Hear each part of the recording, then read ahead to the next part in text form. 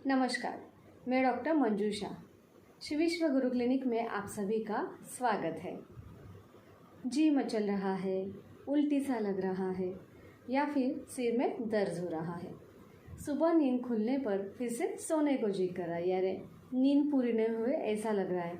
शरीर में बहुत ही हेवीनेस, जड़ता महसूस हो रही है, तो इसका मतलब है कि आपके शरीर में कफदोष बढ़ा हुआ है, क्योंकि ये सारे जो लक्षण हैं वो कफ बढ़ने के लक्षण होते हैं।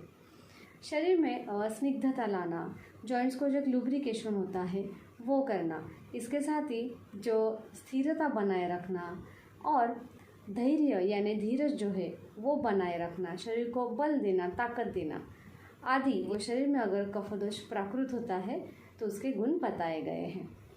परंतु जब ये कफदोष बढ़ जाता है तो ऊपर जो हमने लक्षण देखे हैं उस तरह के लक्षण हमें महसूस होने लगते हैं।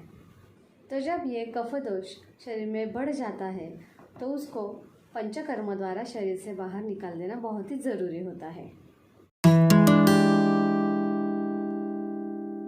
क्योंकि आयुर्वेद कहता है कि ये तु संशोधने शुद्ध न तेषां पुनः उद्भवः, यानी कि अगर हम संशोधन यानी कि जो पंचकर्म कहे गए हैं, वमन, विरेचन, बस्तीनस्य और रक्तमोक्षण, ये पंचकर्म का उपयोग करके अगर शरीर को शुद्ध कर लेते हैं, डिटॉक्सिफिकेशन कर लेते हैं, तो जो बीमारी है वो फिर से होती नहीं है। इस वीडियो में हम वमन कर्म के बारे में जानकारी लेंगे। वमन यानी उल्टी देने की दवा, ये स्पेशली शरीर में जो कफदोष बढ़ा हुआ यानी विकृत कफ जो है उसके लिए किया जाता है। इसके साथ ही ये पित्त को भी अच्छा कर देता है। बहुत बार ऐसा होता है कि प्रैक्टिकली लोगों के पास ये 15 दिन पंचकर्म के लिए निकालना बहुत ही मुश्किल हो जाता है। इसकी वजह से वो पंचकर्म करते ही नहीं हैं। इसीलिए हम क्लिनिक में बृहद वमन और लघु वमन ये दो तरह के करा देते हैं। ये जो लघु वमन है ये पेशेंट को घर पे ही करने के लिए दिया जाता है। क्लिनिक से हम किट दे देते हैं और पेशेंट ये लघु वमन जो है वो घर पे ही कर देते हैं। ऐसा करने से पेशेंट को सुविधा तो हो जाती है और इसके साथ ही जो हमें अपेक्षित गुण पेशेंट में चाहिए होता है, यानी व्याधि अच्छी हो, उसके जो लक्षण है वो कम हो, तो वो भी इस लघु वमन से तुरंत कम हो जाते हैं। आपके नज़दीक किसी भी वैद्य के यहाँ ये लघु वमन के बारे में आप इंक्वायरी कर सकते हैं, या फिर हमारे क्लिनिक में भी इसका किट जो है वो आप अवेलेबल करा सकते हैं।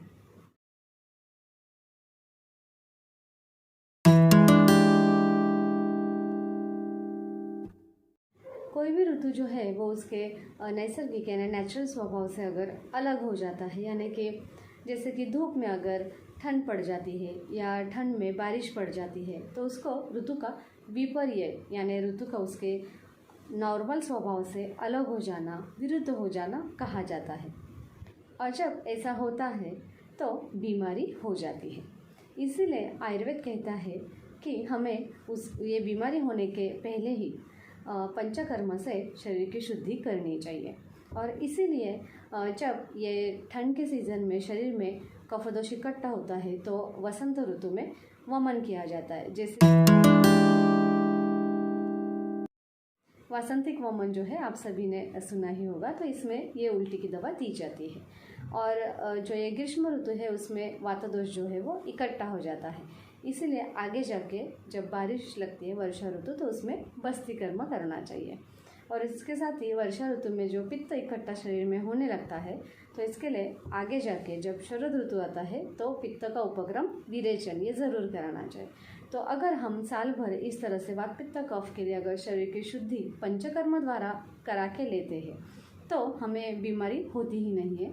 यानी कि ये जो पंचकर्म है वो स्वस्थ व्यक्ति को स्वस्थ रखने के लिए और इसके साथ ही जिन्हें बीमारी हुई है उनकी बीमारी दूर करने के लिए, ये दो तरह के लिए ये पंचकर्म जो है वो कहा गया है। अब यहाँ पे ये जो ऋतु है वो सिर्फ बाहर की ऋतु अपेक्षित नहीं है, तो रुग्ण के शरीर में जो कोई ऋतु वैद्य को नज़र आती है उस हिसाब से वो पंचकर्म जो है वो डिसाइड किया जाता है।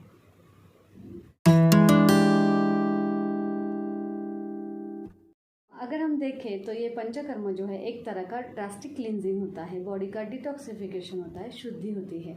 तो हर ग्रीष्म ऋतु में जो मनुष्य है वो उसका एजिंग फास्ट होता जाता है, यानी कि वो बूढ़ा होता जाता है। तो इसीलिए हमें ये पंचकर्म ज़रूर कराना चाहिए। जब ये वमन कर देते हैं तो उसकी एजिंग जो है वो डिले होती है, यानी कि यंग रहते हैं, तरुणपन जो है वो उसका टिके रहता है। क्योंकि ग्रीष्म ऋतु में वातजोष जो है वो बढ़ने लगता है और कफदोष जो है वो क्षीण यानी कम होने लगता है। तो ऐसे वक्त में अगर हम ये वमन करा देते हैं तो एजिंग जो है वो डिले हो जाती है, यानी कि तरुणपन बने रहता है, यंग हो जाते हैं। क्योंकि आयुर्वेद में कहा है मलापहम रोगहरम बलवर्ण प्रसादनम पित्वा संशोधनम सम्यक आयुषा युज्यते चिरम। यानी कि इस तरह से अगर हम शरीर की शुद्धि पंचकर्म द्वारा करते हैं तो मनुष्य जो है वो दीर्घायु हो जाता है। जिन्हें भूख लगती नहीं है, मुंह में स्वाद नहीं लगता है, इसके साथ ही जिन्हें गले में कफ सा महसूस लगता है, चेस्ट में हेवीपन लगता है, शरीर में एक आलस्य हेवीनेस लगता है, जिनका वजन बहुत बढ़ गया है, अति स्थूलता ओबेसिटी है, प्रमेह है, जिन्हें त्वचा रोग हुआ है जैसे कि सोराइसिस है, यानी कुष्ठ के त्वचा के जो अलग अलग विकार होते हैं, इन्हें अगर ये वमन देते हैं तो बहुत अच्छा फर्क आ जाता है। इसके साथ ही श्वेताभासता यानी कि जिन्हें स्किन पर अगर सफ़ेद धब्बे आ चुके हैं तो उनको ये वमन देने से बहुत ही अच्छा असर आ जाता है। क्योंकि ये सफ़ेदी जो है वो कफ बढ़ने पर आ जाती है। तो जब ये वमन देते हैं तो शरीर में जो कोई कफदोष बढ़ा हुआ है वो निकल जाता है और इसकी वजह से उनके पैचेस जो है वो कम हो जाते हैं।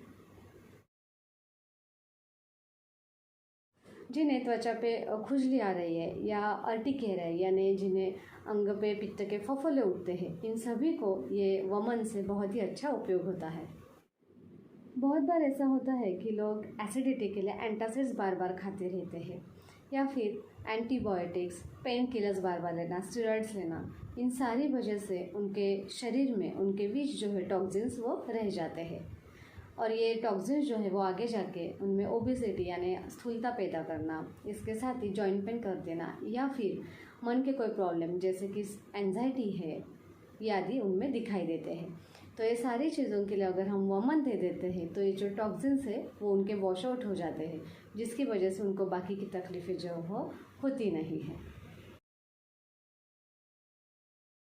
इसके साथ ही मनोविकार जब होते हैं, एंजाइटी है, डिप्रेशन है, जिन्हें बार बार स्ट्रेस आता है, जो अति चिंता करते रहते हैं, इसके साथ ही जिन्हें सिजोफ्रेनिया है या फिर आजकल बहुत कॉमनली जो दिखाई देते हैं कि ब्रेन एट्रोफी के सिम्टम्स, डिमेंशिया है, अल्जाइमर्स डिसीज़ है, इन सभी में अगर हम वमन देते हैं तो बहुत ही अच्छा असर आता है। क्योंकि वमन करने से उनके जो न्यूरोट्रांसमीटर्स होते हैं वो अच्छे हो जाते हैं। क्योंकि आयुर्वेद कहता है कि जब हमारे छोटे आंत के यहाँ यानी स्मॉल इंटेस्टाइन के यहाँ पे जो ग्रहणी है, जहाँ पे हमारी ब्रेन की टिश्यू तैयार होती है, जिसे हम मज्जाधरा कला कहते हैं, तो वहीं पे हमारी पित्तधरा कला भी होती है। तो जब उन्हें वमन दिया जाता है तो ये ग्रहणी का जो काम है वो अच्छा हो जाता है, उनका मन अच्छा हो जाता है और उनकी सारी तकलीफ़ें जो है वो दूर होने में मदद होती है। इसके साथ ही जिन्हें अलग अलग एडिक्शंस है उनके लिए भी ये पंचकर्म जो है वो बहुत ही उपयुक्त होता है।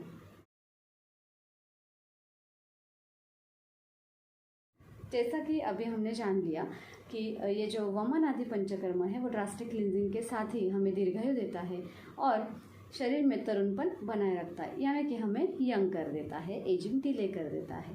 तो जब कोई कपल्स जो होते हैं यानी इनफर्टिलिटी के केसेस में जब वो बहुत सालों से प्रयास कर रहे हैं संतति के लिए और उन्हें रह नहीं रहा है, तो ऐसे वक्त में अगर हम ये वमन आदि पंचकर्म अगर कर देते हैं तो उनके शरीर में एक तरुणपन आ जाता है, एजिंग उनका जो है वो डिले हो जाता है और इसके साथ ही शरीर में जो कोई औषधि हम देते हैं उनका जो एब्सॉर्प्शन है वो भी बहुत अच्छे से हो जाता है। तो इसके लिए उन्हें अगर पंचकर्म हम करते हैं तो कंसीव होने में बहुत अच्छे से मदद होती है। संतति जो है वो स्त्री और पुरुष बीज के संयोग से तैयार होती है, इसीलिए अगर ये दोनों बीज अगर अच्छे रहते हैं यानी हेल्दी रहते हैं, स्वस्थ रहते हैं, तो संतति भी सुदृढ़ होने में बहुत ही मदद होती है।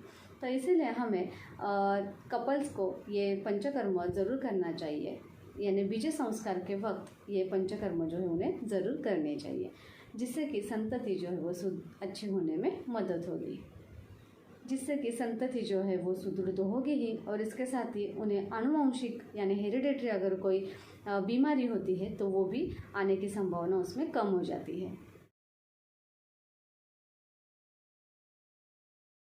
बहुत बार महिलाओं में ओरल कॉन्ट्रासेप्टिव पिल्स बार बार लेना यानी ओसीपीज लेना, इसके साथ ही कॉपर टी आदि के बाद, या फिर जब उनमें एबॉर्शंस आदि जब हो जाते हैं तो इसके बाद अगर उनका बर्ताव आदि जो है, खान पान जो है वो अगर ठीक से नहीं रहता है तो उनमें पीरियड्स यानी मेंसेस के वक्त जो ब्लीडिंग है वो हेवी होना आदि समस्या हमें दिखाई देती है।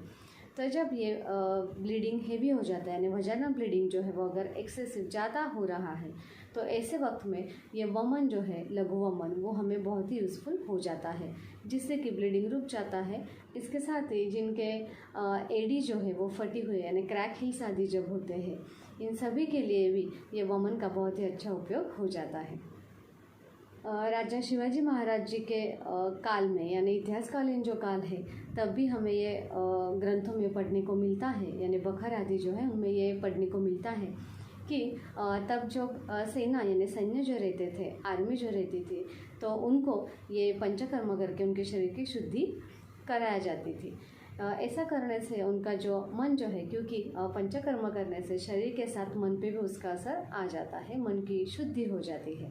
तो इसीलिए ये जो पंचकर्म है, मन के कोई भी विकार रहे, जिन्हें क्रोध आदि भी बहुत रहता है, मन की व्यथा जिन्हें रहती, चिंता रहती है, इन सभी के लिए ये पंचकर्म जो है बहुत ही यूज़फुल हो जाता है।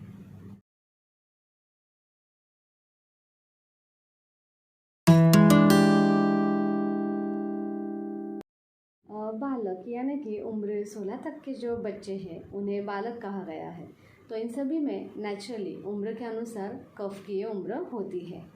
तो इनमें बहुत बार अलग अलग रैशेस दिखाई देते हैं, या फिर सर्दी बार बार होना, नाक से पानी बहना, नाक ब्लॉक हो जाना, ये तकलीफ़ें बहुत कॉमनली दिखाई देती है। तो इन्हें अगर अतसी और कड़ू जीरे का काढ़ा दे के अगर ये लघु वमन करा देते हैं तो बहुत ही अच्छा फ़ायदा होता है, क्योंकि आयुर्वेद कहता है वमनम सर्वरोगेषु विशेषेण कुकुनगे, यानी कि अगर हम बालकों में ये वमन दे देते हैं तो उनकी कफ की सारी तकलीफ़ें जो है वो दूर हो जाती है। बहुत बार ऐसा ही होता है कि जो सुकुमार लोग हैं, यानी कि जिनमें बल ज़्यादा नहीं, ताकत कम है, तो ऐसे लोगों में ग्रंथकार ऐसा भी बोलते हैं कि कोई दवा जो है वो नाक से सूंघने पर उनके वमन कराया जा सकता है। तो इस तरह से हमें वमन जो है हर तरह से यूज़फुल हो जाता है। आयुर्वेद में जो अलग अलग चिकित्सा ने ट्रीटमेंट्स बताए गए हैं उनमें लंघन कहा गया है। तो ये लंघन के 10 प्रकार कहे गए, जिनमें से वमन ये एक कहा गया है। बहुत बार ऐसा होता है कि कई लोगों का हमें ये लघु वमन भी देना पॉसिबल नहीं होता है, तो ऐसे वक्त में उन्हें सिर्फ लंघन दे दें, यानी कि 1 से 3 दिन तक उन्हें खाना नहीं दे। सिर्फ खाने में अगर मूंग दाल का पानी देते हैं या चावल की गंजी देते हैं, धान का लावा देते हैं, तो उनके पेट को उससे विश्राम मिल जाता है। और जो कोई बढ़े हुए दोष होते हैं वो डाइजेस्टिव फायर शरीर की जो है वो हज़म कर देती है, जिससे कि उनकी तकलीफ़ें दूर हो जाती है और पेशेंट को भी सुविधा हो जाती है।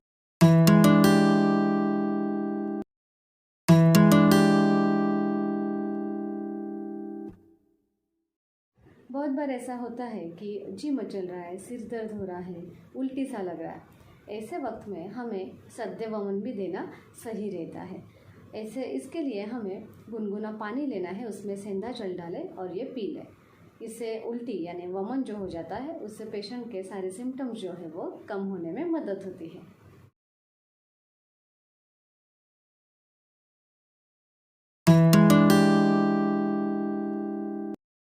बहुत बार ऐसा होता है कि पीठ के हड्डी के जो कोई प्रॉब्लम्स यानी पीठ में दर्द आदि हो रहा है या सायटिका का पेन है, तो इनमें बस्ती यानी मेडिकेटेड एनिमा देने के पहले अगर हम ये लघु वमन उल्टी की दवा दे देते हैं तो शरीर की शुद्धि हो जाती है, यानी जठर पहले अच्छा हो जाता है। तो उसके बाद में जब हम ये बस्ती करा देते हैं तो बस्ती जो है वो बहुत ही उन्हें फलदायी यानी कि आराम देने वाला हो जाता है। ये सारे जो वमन किन में देने हैं ये हमने देखे हैं। वो कोई भी वमन जो है, लघु वमन रहे या बृहत वमन रहे, कभी भी वैद्य की सलाह से ही करना है। और कोई कंडीशंस ऐसे भी होते हैं जिनमें वमन नहीं देना चाहिए, जैसे कि गर्भवती महिला है या फिर इसके साथ ही जिन्हें हाइटस हर्निया का ऑपरेशन हो चुका है। ऐसे कोई कंडीशंस होते हैं जिनमें हमें वमन देना उचित नहीं होता है, पेशेंट को तकलीफ हो सकती है। अब ये जो वमन है वो एक तरह का ड्रास्टिक क्लिनजिंग प्रोसेस है, तो जिससे कि शरीर के जो बढ़े हुए दोष है वो हम बाहर निकालते हैं। तो इसीलिए वमन क्रिया होने के बाद हमें जो कोई खाना है वो भी अच्छा, यानी कि डाइजेस्टिव फायर अच्छा हो जाए, जिससे ऐसा ही लेना चाहिए, जिसे हम आयुर्वेद में संसर्जन क्रम कहते हैं। संसर्जन क्रम करने के बाद उनकी डाइजेस्टिव फायर जो है वो धीरे धीरे अच्छी होने लगती है, और जिससे कि भूख बढ़ने लगती है और खाना जो है वो अच्छे से हजम होने लगता है। और एक चीज़ जो है वो आप ज़रूर फॉलो करें।